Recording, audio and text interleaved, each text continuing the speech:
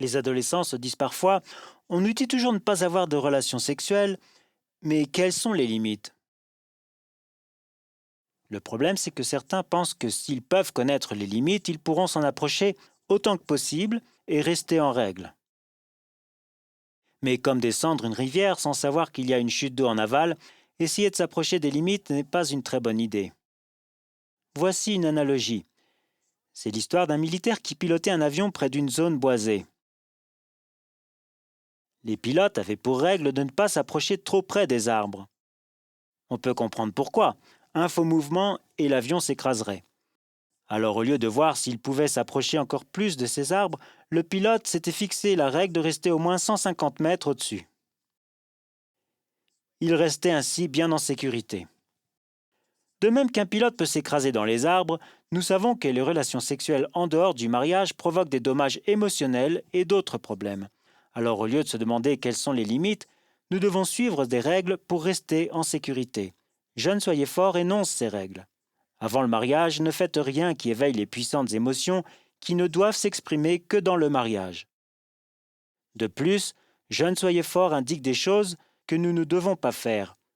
Ne vous livrez pas à des baisers passionnés, ne vous couchez pas sur une autre personne et ne touchez pas les parties intimes et sacrées du corps, habillées ou pas.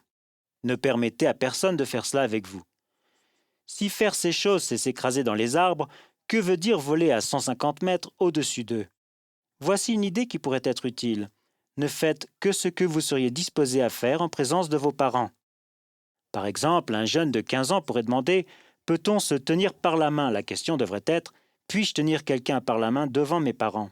Vous pouvez adopter des principes qui vous garderont purs. Richard G. Scott a dit « Définissez fermement vos principes personnels.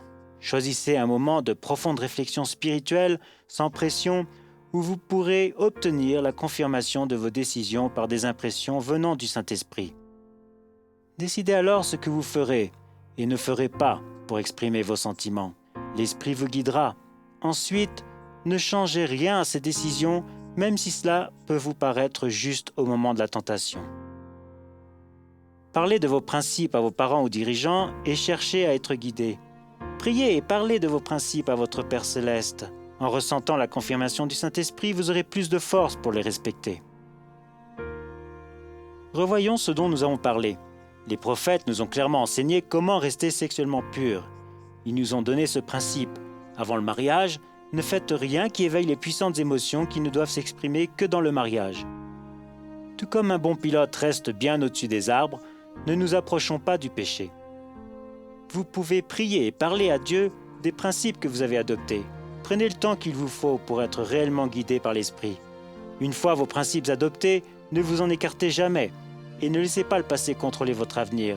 Si vous vous écartez du chemin, vous pouvez y revenir. Avec toutes les tentations, il peut être difficile de rester vertueux, mais cela en vaut la peine. En obéissant au commandement de Dieu de rester sexuellement pur, vous vous préparez à contracter et à respecter les alliances sacrées du temple, à fonder un mariage fort et à faire venir des enfants au monde dans une famille aimante.